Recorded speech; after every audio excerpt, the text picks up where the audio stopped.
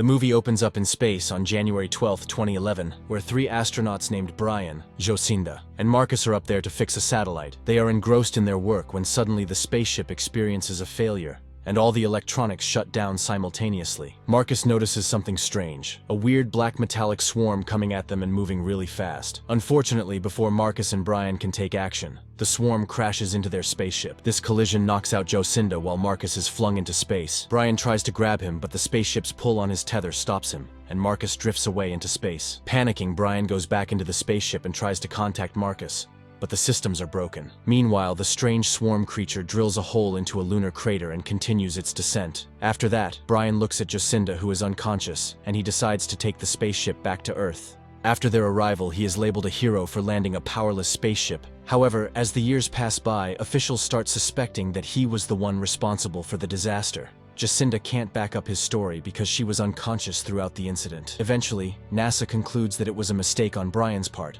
Then he lost his house, and his wife left with their child to live with her parents. Fast forward 10 years, and we meet Casey Houseman, a janitor at the University of California while working. Casey often sneaks into professors' offices to use their computers. One day he logs into the Chile National Observatory system and finds out that the moon is out of its orbit. So he tries to contact NASA, but it turns out it's just a gift shop. The scene shifts to Jocinda, who's called into work at NASA in the early morning before heading to the Space Center. She checks on her son Jimmy and gives detailed instructions to his nanny Michelle. When she arrived at the space station, she discovered that the moon indeed shifted from its orbit, and their satellite has picked up unusual energy readings from a lunar crater.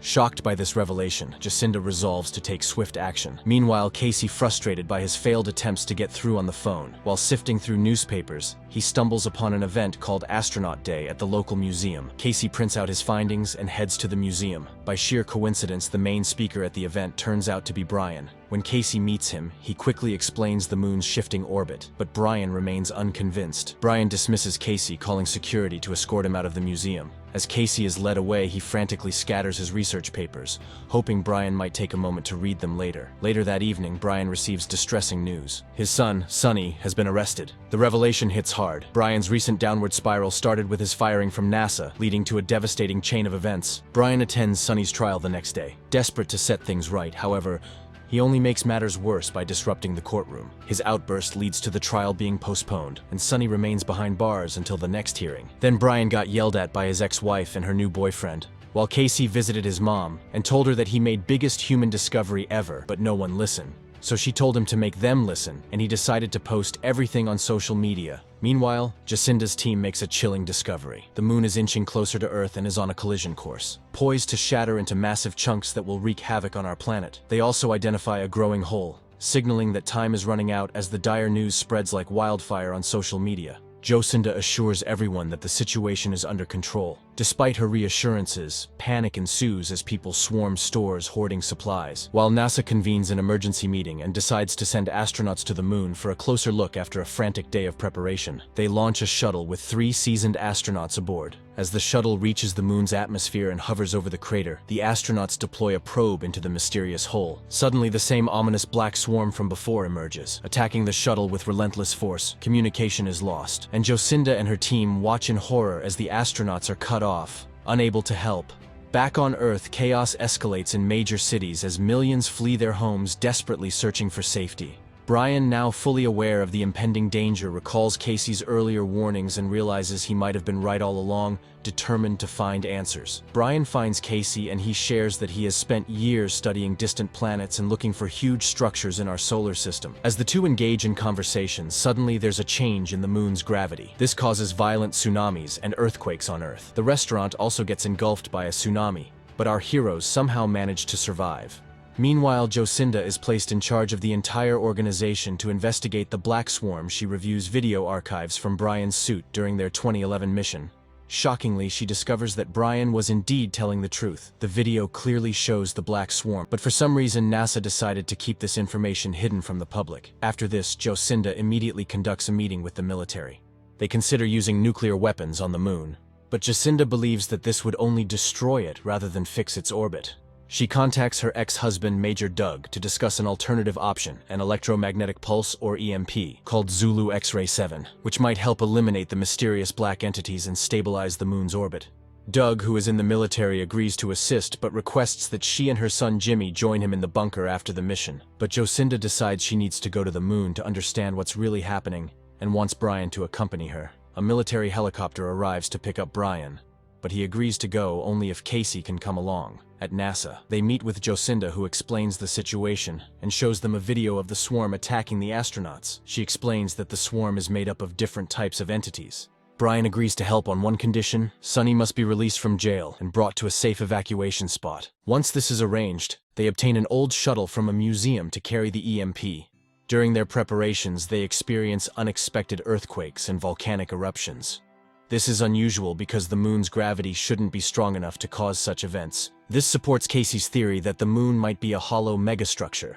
Unfortunately, an earthquake damages the shuttle at their base, and without a functioning engine, they cannot launch. While others give up, Casey continues to work on calculations for the launch, and he realizes that when the moon is directly over Earth, its gravity is nearly as strong as Earth's, and if they launch at that precise moment, they can use the moon's gravity to help compensate for the damaged engine. The team quickly develops a plan. Brian will pilot the shuttle, Jocinda will serve as the guide, and Casey will use his calculations to assist. Casey calls his mother, and Brian says goodbye to their respective loved ones. As they prepare for launch, an immense gravity wave strikes the base, unleashing chaos and destruction. Towering sea waves loom menacingly over the shuttle, but Brian deftly maneuvers using the moon's gravity, narrowly escaping the peril, while Sonny, Michelle, and Jimmy went to seek refuge. Moments later, as the shuttle edges closer to the moon, they deactivate all electronic systems. Brian takes control of the thrusters manually, skillfully navigating through a treacherous field of debris. On Earth, the atmosphere spirals into chaos with the moon's unnerving proximity. Debris rains down from above, with fragments as massive as buildings. Michelle and the boys seek refuge in a frail shack, waiting for the storm to relent. Meanwhile, as the shuttle draws near to the moon, Ryan deploys a rover equipped with an AMP, setting it up as a lure for the ominous black swarm. But the swarm, shrouded in darkness and mystery, disregards the rover and instead turns its attention to the shuttle. Seems like the shuttle is about to be engulfed. Brian figures out that Casey's phone is the source, so he gets rid of it. Finally, this dissuades the swarm, and it went away. Now the group will have to guide the shuttle into the moon, and they only have 2 hours to do it before the military launches its nuclear bombs. After all, the crazy weather settles down, and Michelle and the boys continue their journey, and found Sonny's mom and her husband. Oxygen level starts to drop, so they went searching for oxygen tanks. Back at the moon, the shuttle carefully enters the mysterious hole. When they reach a certain point, they discover that Casey's idea was right. The moon is a megastructure around a power core. Nanotechnology swarm is absorbing the power and trying to break down the moon at this moment. The group gets ready to use the MP against the swarm, but something unexpected happens. The shuttle starts moving by itself. The swarm almost gets them, but a door opens. They landed roughly, causing the shuttle to crash and leaving the group unconscious. A mysterious light scans them. Back on Earth, the military is losing patience, decides to launch the nuclear missiles. With oxygen rapidly depleting, Sonny and the others are forced to don oxygen masks and continue their search for a safe location. Meanwhile, Casey awakens surprised to find that they can breathe and that gravity is present. However, Brian is missing. Just then, a door at the end of the room opens. Casey is hesitant about entering, but Jocinda believes someone might be trying to help them. Elsewhere, Brian finds himself in a strange room bathed in white light. He is greeted by a friendly being that communicates information through images. Taking on the form of Sonny, the being reveals itself as an operating system, created by ancient humans with advanced technology and a peaceful society. It explains that the swarm, an AI designed to assist humans, became so intelligent that it developed its own agenda and destroyed its creators. The moon's AI is far more formidable. The operating system instructs Brian that to defeat the swarm, they must lure it away from the moon's core and destroy it to restore the moon to its original orbit. Shortly after, Jocinda and Casey find Brian and help him up. The team regroups and discovers that their damaged shuttle has been repaired and is ready for another attempt. Brian is even prepared to make the ultimate sacrifice for the sake of humanity. The group boards the shuttle and departs from the moon, pursued relentlessly by the AI swarm. Casey secretly takes the EMP and prepares to sacrifice himself. He lures the swarm to a safe location and detonates the EMP, bidding them farewell. With this sacrifice, the moon begins to move back to its original position. Brian and Jocinda manage to return to Earth safely using a pod. In the final scene, Casey's consciousness is transferred to the moon's base, where the operating system, taking the form of his mother, informs him of an important new mission that awaits. And that's where the film ends. Make sure to subscribe and turn on notifications so you don't miss a new video. Thanks for watching.